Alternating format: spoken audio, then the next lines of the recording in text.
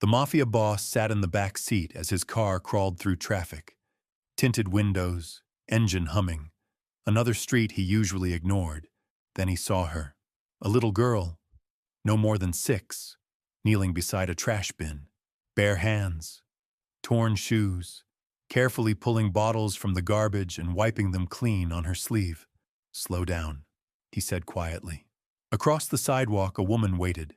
Thin, exhausted, holding a sack already half full. The girl ran back to her, smiling like she'd found treasure. "Good job, baby," the woman whispered, kissing her forehead. Something tightened in the boss's chest. An irritation. A memory he didn't want. Then the girl laughed. The sound cut through him. That laugh. He'd heard it before, years ago. In a hospital room he was never supposed to leave. The girl suddenly looked up, straight at the black car. For a heartbeat, the city disappeared. Same eyes, same dimple on the left cheek, same way she tilted her head when she was curious.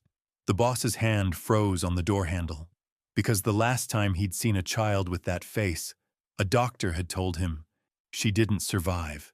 And yet here she was, digging through trash, smiling at her mother, alive.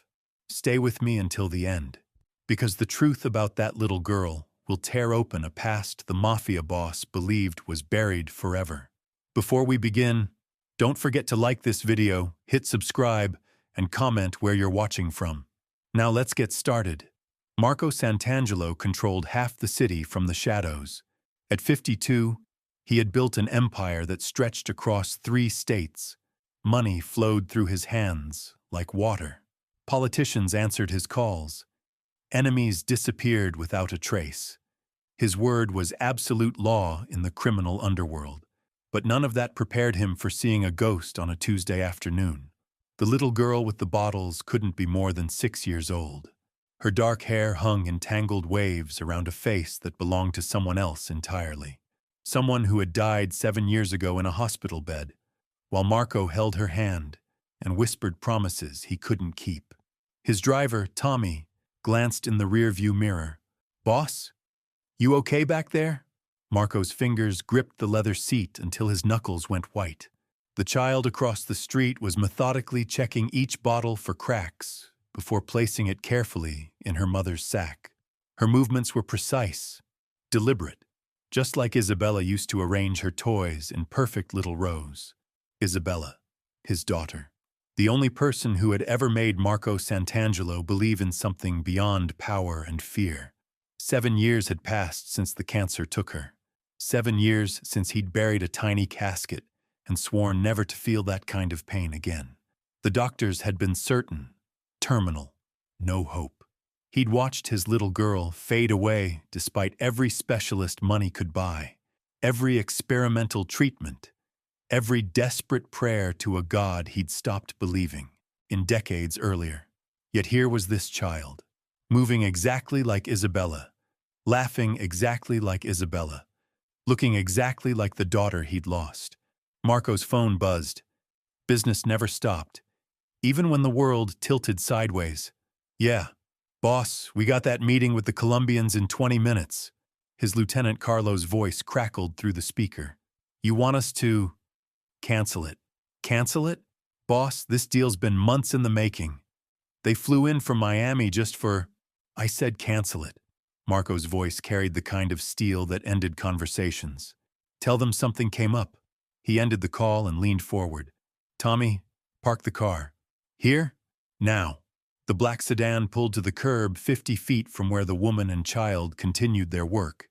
Marco studied them through the tinted glass.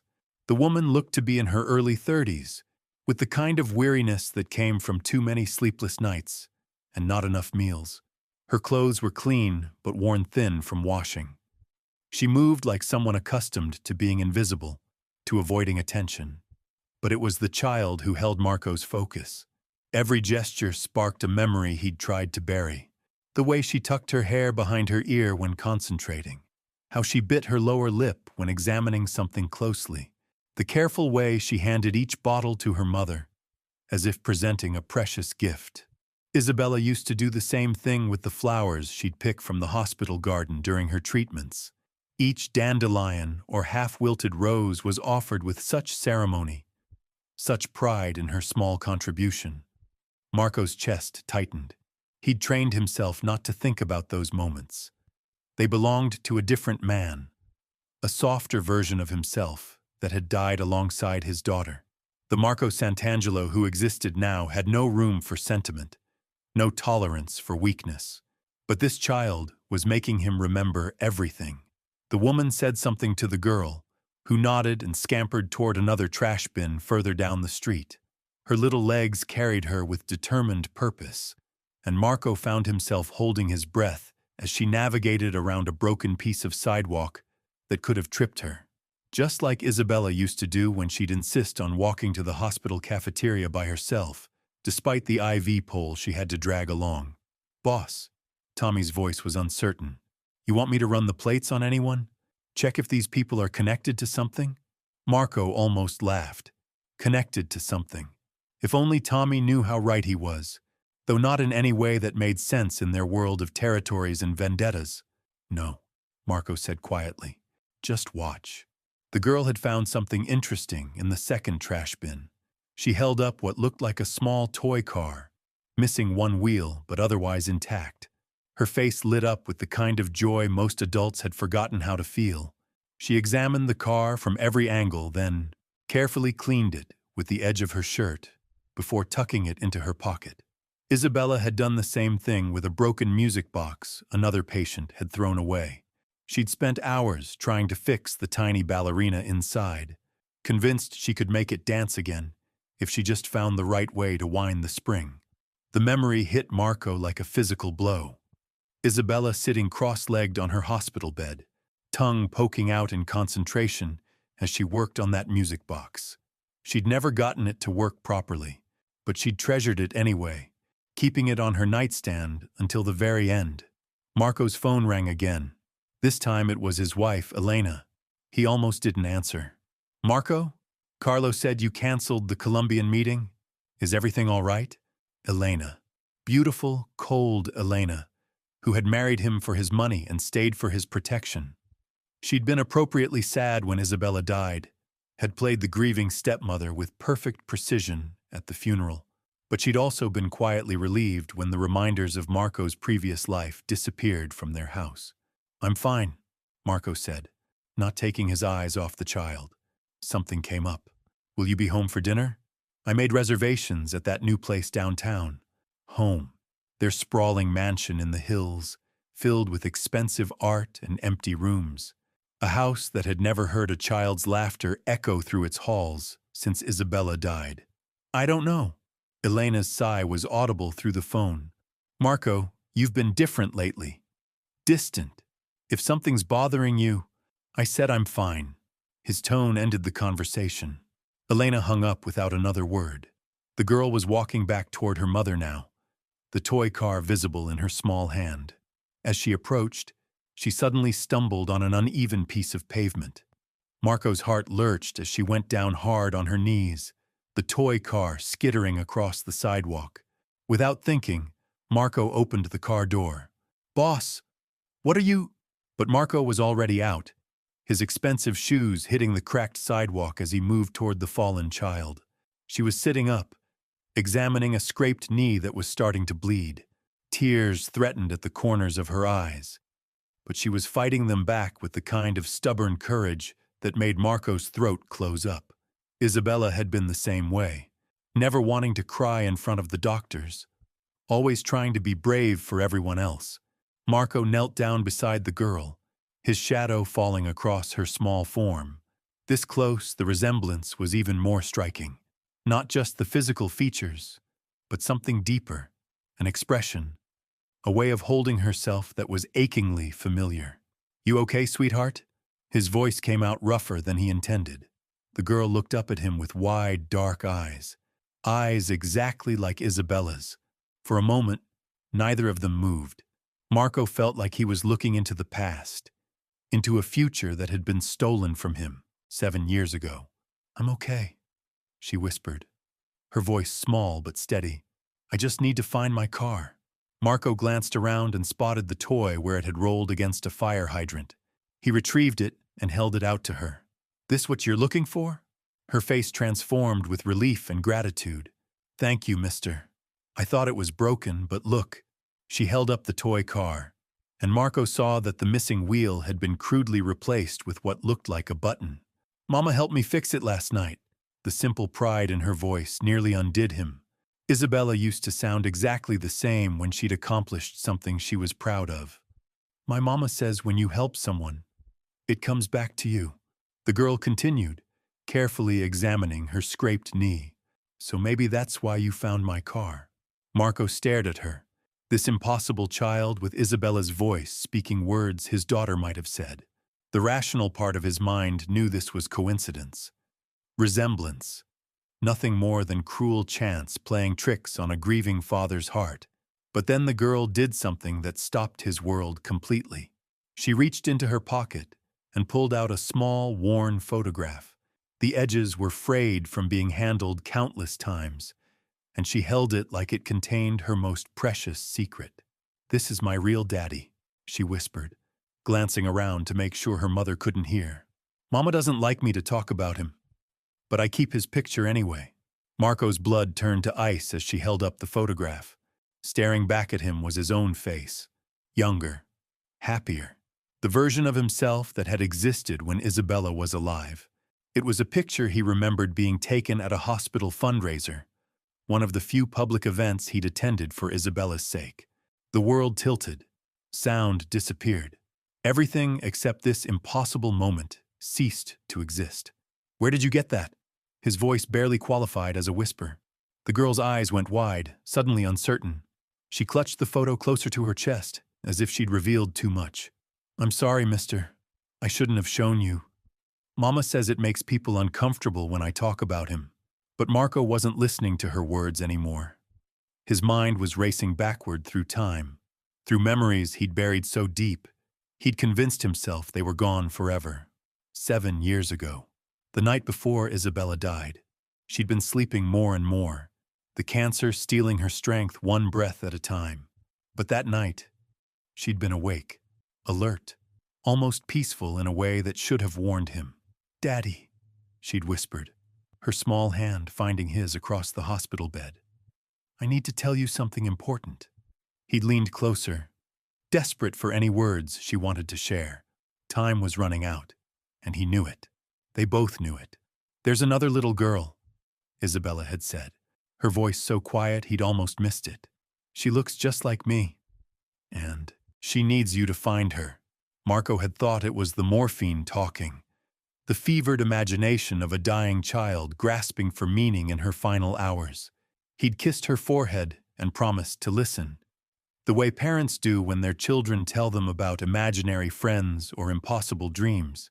Isabella had smiled then, that radiant smile that could light up the darkest room. "She's real, Daddy, and someday you're going to save her just like you tried to save me." Those were among the last coherent words his daughter ever spoke. By morning, she was gone, and Marco had buried that conversation along with everything else that hurt too much to remember. But now, staring at this child with Isabella's face and his own photograph clutched in her tiny hands, those words came flooding back with crushing clarity. "What's your name, sweetheart?" Marco asked, his voice steadier than he felt. "Sophia," she replied, still watching him with cautious curiosity. "Sophia Martinez." Martinez. The name hit him like a physical blow. He knew that name, not from his criminal enterprises or business dealings, but from a different life entirely. A life he'd tried to forget. 7 years ago, before Isabella got sick, Marco had been different. Still dangerous, still powerful, but not yet the cold, emotionless machine he'd become. He'd had weaknesses then, vulnerabilities, including a brief relationship with a nurse named Carmen Martinez, who'd worked at Isabella's hospital. Carmen had been kind to Isabella during those early treatments, when they'd still believed the cancer was treatable. She'd brought extra blankets, stayed late to read stories, made a scared little girl feel less alone in a place that smelled of disinfectant and despair. Marco had been grateful, more than grateful, For a few months, Carmen had made him feel like there might be light somewhere beyond the darkness that was swallowing his daughter. But when Isabella's condition worsened, when the treatments became more desperate and the hope more fragile, Marco had ended things with Carmen. He'd convinced himself it was for her own good, that she deserved better than a man whose world was crumbling. He'd also been terrified that caring about someone else would somehow take away from the love and attention Isabella needed. Carmen had been understanding, professional. She'd continued caring for Isabella without letting their personal history interfere. And when Isabella died, Carmen had been one of the few people at the funeral whose tears seemed genuinely meant for the little girl they'd lost, not for the powerful man who'd suffered a tragedy. But Marco had never known Carmen was pregnant. The realization crashed over him like a tidal wave. The timing was right. The resemblance was impossible to ignore. And this child, this little girl picking bottles from trash bins to help her struggling mother, was carrying his photograph like a talisman. "Sophia," he said carefully, testing the name on his tongue. "Do you know why your mama has that picture?" Sophia glanced toward where her mother was still working, making sure they had privacy for this conversation. "She told me my daddy was a very important man who had to go away before I was born. She said he didn't know about me, but that maybe someday we'd find each other." Marco's chest tightened until he could barely breathe. Carmen had never told him, had never reached out, never demanded support or acknowledgement. She'd raised this child alone, working as a nurse until something had clearly gone wrong. Now she was on the streets, collecting bottles with her daughter, struggling to survive, and he'd never known he had another child. "Sophia," Carmen's voice called from across the street. "Come back here, baby. We need to finish before it gets dark." Sophia jumped to her feet, carefully tucking the photograph back into her pocket. "I have to go. Thank you for helping me find my car, mister." She started to run back toward her mother, then stopped and turned around. "What's your name?" Marco stared at this child who was his daughter, this impossible gift he'd never known existed. "Marco," he said quietly. "My name is Marco." Sophia's eyes widened slightly, and for a moment she looked like she might say something else.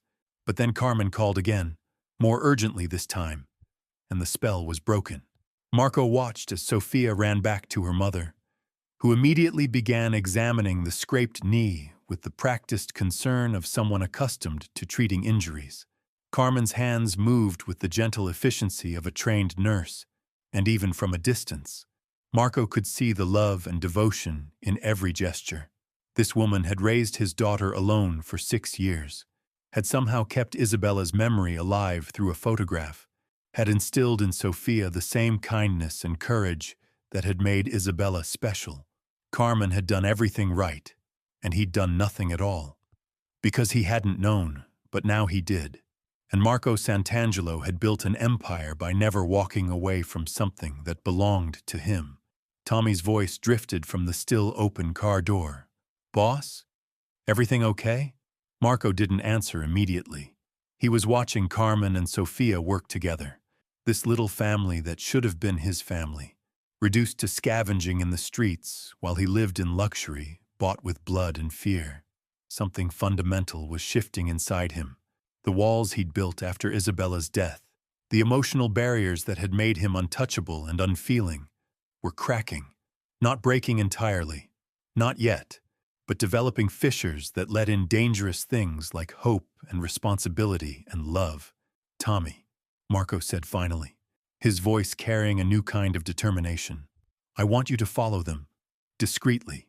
Find out where they live, what their situation is, everything. You want me to run a full background check? I want you to find out how my daughter ended up homeless." The words hung in the air between them like a confession.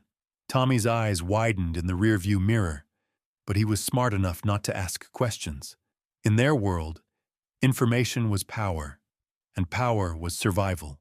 Marco climbed back into the car, but his eyes never left Sophia and Carmen as they moved down the street. His daughter, his child, alive and struggling and completely unaware that her father commanded an empire that could give her everything she'd ever need. The question wasn't whether he would help them. That decision had been made the moment Sophia showed him that photograph. The moment he understood that Isabella's dying words hadn't been fever dreams, but somehow, impossibly, prophetic truth. The question was, how much of his world he was willing to tear apart to make things right. Because bringing Sophia and Carmen into his life wouldn't just mean gaining a family. It would mean exposing them to enemies who wouldn't hesitate to use an innocent child as leverage against him. It would mean risking everything he'd built to protect people who didn't even know they needed protecting. But as Marco watched his daughter carefully place another bottle in her mother's sack, her small face bright with pride at contributing to their survival, he realized something that changed everything. He'd already lost one daughter to forces beyond his control. He wasn't going to lose this one to forces within it. The next morning, Marco sat in his office overlooking the city skyline, coffee growing cold on his mahogany desk, reports from his lieutenants scattered across expensive leather, numbers that represented power, territory, millions of dollars in revenue. None of it mattered. Tommy's report lay open in front of him. 3 pages that painted a picture of survival that made Marco's jaw clench with each detail.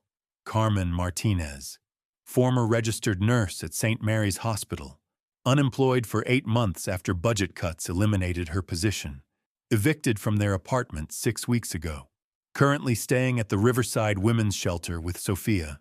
The shelter had a waiting list for families. Carmen and Sophia were sleeping in their car 3 nights a week. Marco's daughter was homeless. His phone buzzed. Elena's name appeared on the screen. He declined the call, then declined it again when she called back immediately. The office door opened without a knock. Only one person in his organization had that privilege. Boss, Vincent Torino, stepped inside, closing the door behind him. Marco's oldest friend and most trusted advisor. The only man alive who remembered what Marco had been like before. Power consumed everything soft in him. "You look like hell," Vincent said, settling into the chair across from Marco's desk. "Didn't sleep. The Colombian deal. Word's getting around that you walked away from $8 million yesterday. People are asking questions." Marco pushed the report across his desk. Vincent read it in silence, his expression growing more troubled with each line. "Jesus Christ," Vincent whispered. "This is the nurse from Isabella's hospital. The one you—" "Yes. And you think the kid is yours?" Marco pulled out his phone. Tommy had managed to take several photos from a distance. Sophia playing in the shelter's small courtyard. Sophia helping her mother carry their few possessions in garbage bags.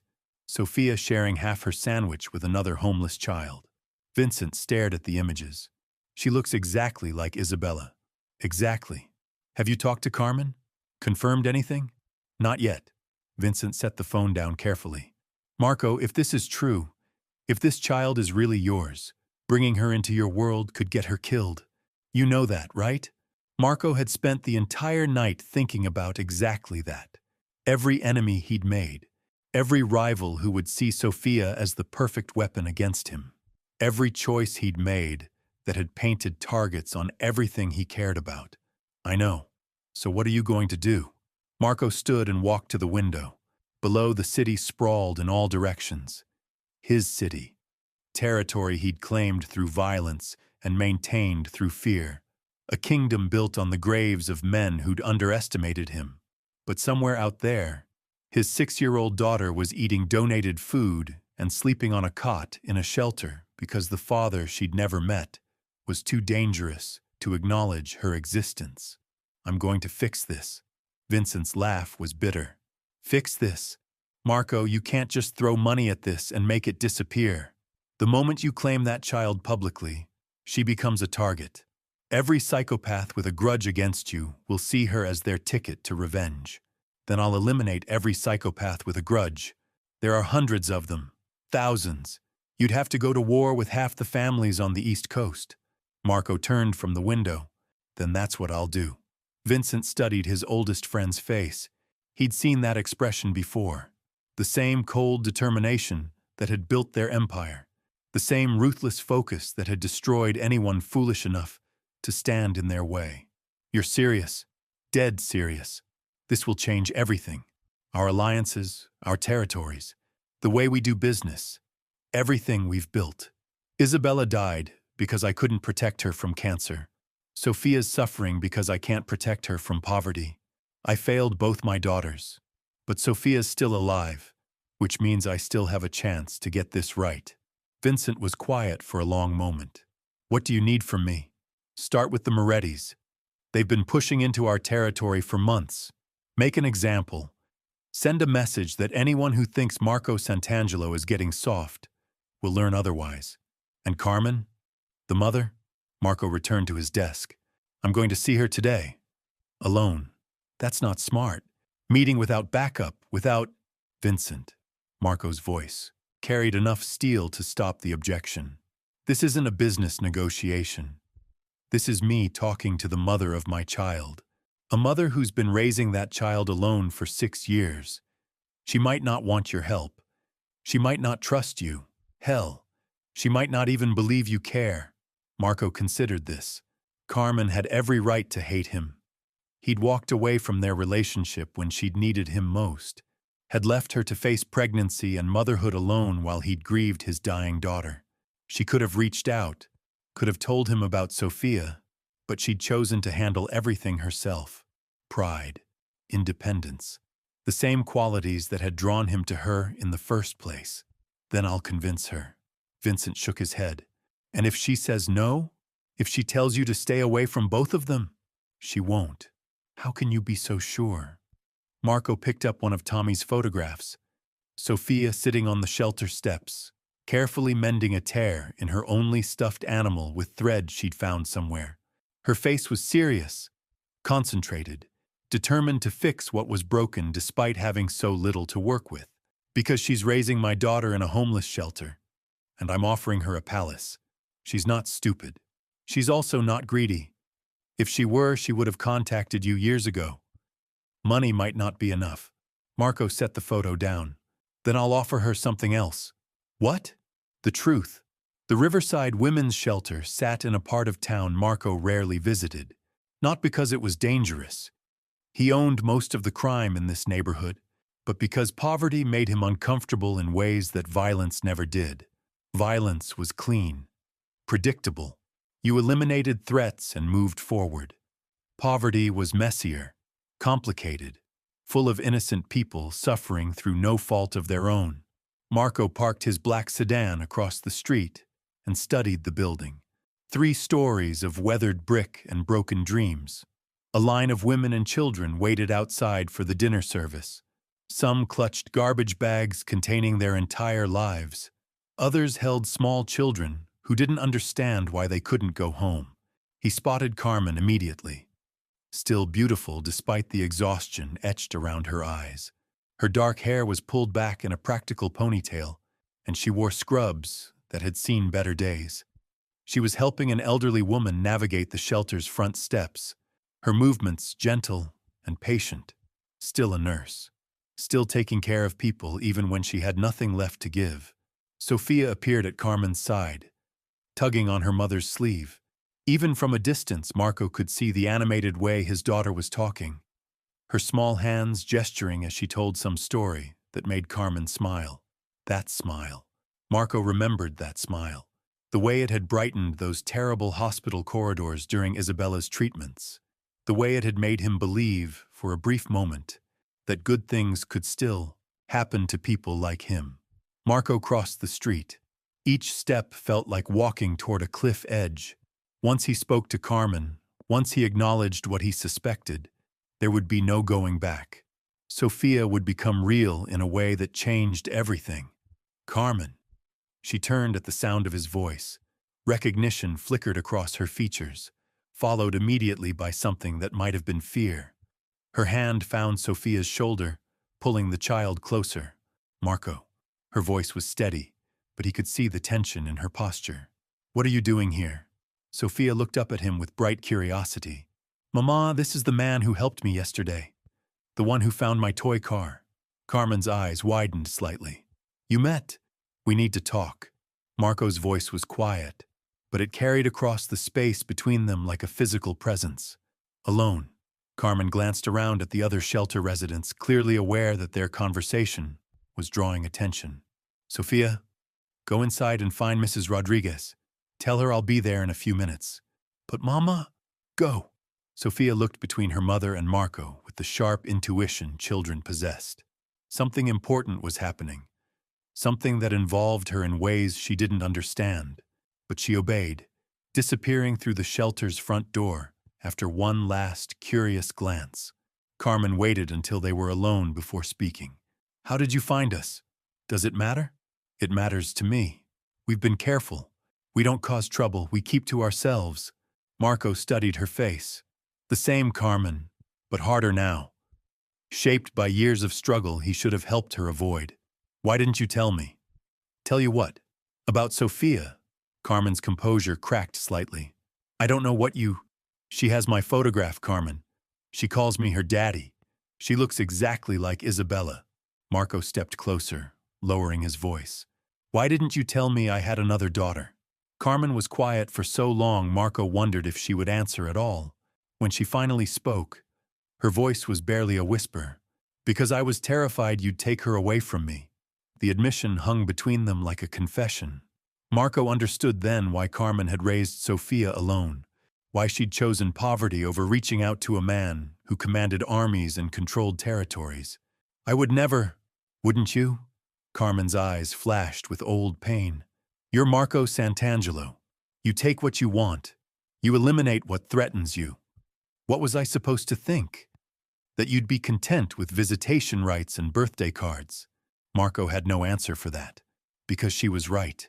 The man he'd become after Isabella's death might have done exactly what Carmen feared. Might have decided that a nurse with no money and no connections wasn't fit to raise the daughter of someone like him. Things are different now. Are they? You still have the same enemies, the same dangerous life, the same world that destroys everything innocent that touches it. Marco looked at Carmen, this woman who had sacrificed everything to protect the daughter he never knew existed. The same woman who had shown kindness to Isabella in her final days, who had raised Sophia with the same gentle strength that made both his daughters extraordinary. You're right, he said quietly. My world destroys innocent things. But Sophia isn't just innocent. She's mine, and I protect what's mine. Carmen's eyes filled with tears she'd been holding back for 6 years. She asks about you every night. Wonders if you'll ever come find her. Marco reached into his jacket and pulled out a business card. Not the usual kind with threats or demands. Just an address. Tomorrow morning, bring Sophia. There's someone I want you both to meet. Who? The family that's going to make sure neither of you ever sleep in a shelter again. As Marco walked back to his car, he heard Sophia's laugh echoing from inside the shelter. The same laugh that had haunted him for 7 years. But this time, it wasn't a ghost from the past. It was a promise for the future. Sometimes the most powerful men in the world are brought to their knees by the smallest hands reaching out for help. And sometimes, just sometimes, those hands belong to the family they never knew they were searching for.